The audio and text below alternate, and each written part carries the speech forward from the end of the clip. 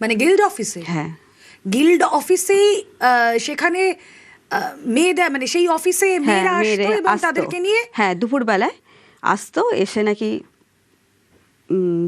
ওটা মেয়েদের সঙ্গে ফুর্তি করা হতো। মানে ইন্ডাস্ট্রির মাফিয়ারাজ শুধু যে আপনারা সাফার করেছেন তা নয়, মানে বাইরে থেকেও সেখানে মেয়ে নিয়ে এসে সাপ্লাই করা হতো। এটাই তো আমার কানে এসছে এবং আমাকে যে বলেছে আমি স্তম্ভ হয়ে গেছি।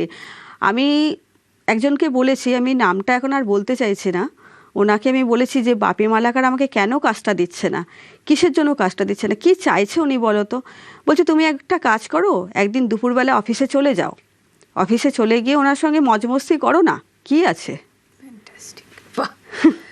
এই বাপি মালাকারের এত প্রভাব কি এই স্বরূপ বিশ্বাসের জন্য? ওদের একটা মানে র্যাকেট চলে, এটা মানে র্যাকেটে কারা আছে? অনেকেই আছে, মানে এই র্যাকেটের মধ্যে মানে আমাদের যে গিল্ডের যে বড় বড় বডি মেম্বাররা রয়েছে, নাম বলবো, এখানে অভিজিৎ সাপুই আছে, আমাদের গিল্ডের যে সেক্রেটারি, উনি অ্যাসিস্ট্যান্ট সেক্রেটারি অভিজিৎ সাপুই, অনুপদা রয়েছে, তারপরে বালক রয়েছে, অনেকেই রয়েছে। এটা তো একটা র্যাকেট। মানে এরা স্বরূপ বিশ্বাস আরেকজন রয়েছে, আরেকজন জন্য কাজ করে। হ্যাঁ, আরেকজন রয়েছে, উনি হচ্ছে তন্ময় চ্যাটার্জি, উনি আমাদের ট্রেজারার। উনিও খুব খারাপ মানুষ। কেন 2017-তে আমি একটা দেবলীনাদির এবং তথাগতদার ছবি করতে গেছিলাম ভটভটি নামে, উনি আমাদের ওইখানে বস ছিল। তো ওইখানে যে আমার সহকর্মী যে তাপস সমাদ্দার ছিল, উনি এখন এক্সপায়ার হয়ে গেছে, উনি মারা গেছে। উনি আমাকে এসে প্রস্তাব দিয়েছিল যে শুটিং প্যাক আপ হওয়ার পরে রাত্রিবেলায় ওনার ঘরে গিয়ে মজমস্তি ফুর্তি করতে হবে, যেটা আমি একেবারেই মানে না করে দিয়েছিলাম। তারপর থেকেই আমি ব্যান হতে শুরু করি। মানে এটা কি কোনো অলিখিত নিয়ম নাকি যে আমাকে কাজ পেতে গেলে কারোর শয্যা সঙ্গী হতে হবে?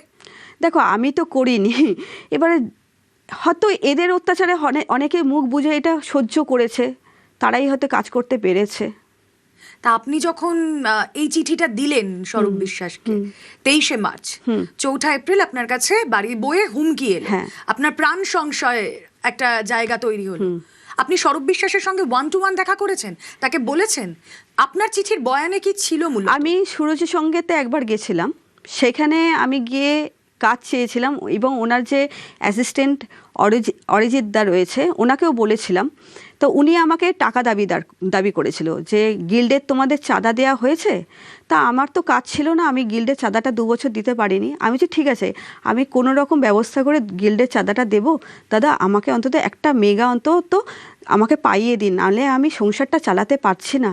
আমি নর্থ ক্যালকাটার মেয়ে, কিন্তু আমি সাউথে কাজের পারপাসে থাকি, তো আমি ভাড়া থাকি, তো আমি চালাতে পারছি না, খুব কষ্টের মধ্যে আছি।